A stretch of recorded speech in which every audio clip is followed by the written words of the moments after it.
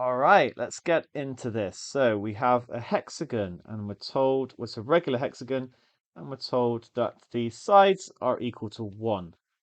Now, this also tells us that the angles are 120 degrees because it's a regular hexagon.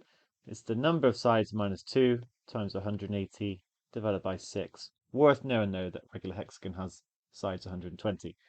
And then we're trying to work out the lengths of the sides of the square. So I'm going to say this is L. I'm going to call it L. Now, here's the thing. There's some symmetry going on here. I can draw a line going across, and this will split my 20-degree angle into two 60s. So that there is 60.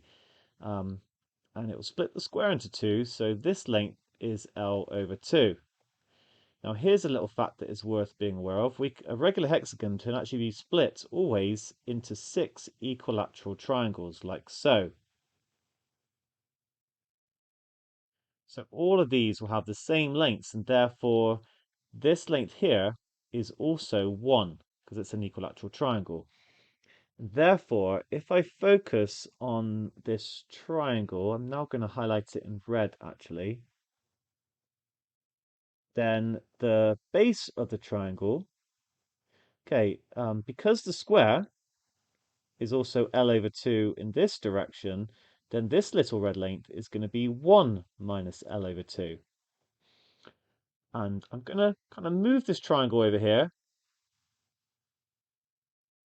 So I've got 90 degrees, I've got 60 degrees, I've got L over 2, and I've got 1 minus L over 2. I now have a triangle with two sides, an angle and a right angle, and I can construct a relationship between the sides essentially, and this will give me an equation in terms of L, which I can solve. So tan 60 is going to be the opposite, L over 2, over 1 minus L over 2. Okay, fractional equation going on here. Now tan 60 is actually equal to root 3. Something to learn, which I'm not going to go into here. Tan 30 is 1 over root 3, tan 45 is 1. There's a little sort of pattern that you can learn, but if possible, just learn the values.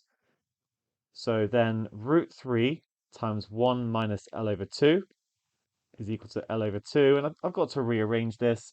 I'm going to multiply through by 2 to start with, I think. So I'm going to get 2 root 3 times 1 minus L over 2 is equal to L. Then I'll expand the bracket on the left. So I'm going to get 2 root 3 minus root 3L is equal to L. So 2 root 3 is going to equal root 3L plus L. And I can factorize out L. It's going to be root 3 plus 1L.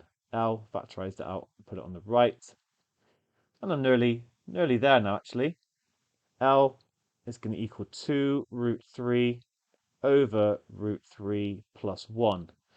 Okay, that is an answer, but it's not one of the answers up here. You can see there's no surds in the bottom. We have to rationalize the denominator. So to do this, we times by root 3 minus 1 over root 3 minus 1 and use the idea of the difference of two squares. So I'm going to get 2 root 3 times root 3 minus 1. When I multiply this double bracket out, I'm going to get 3 minus root 3 plus root 3, so that just cancels, and then minus 1. So that's going to give me 2, which will cancel with that 2. I'll expand this bracket here. I'm going to get 3 minus root 3. Or maybe the answer is written as the factorized form, but I doubt it. 3 minus root 3. Let's look for it. And there we have it. Nicely done.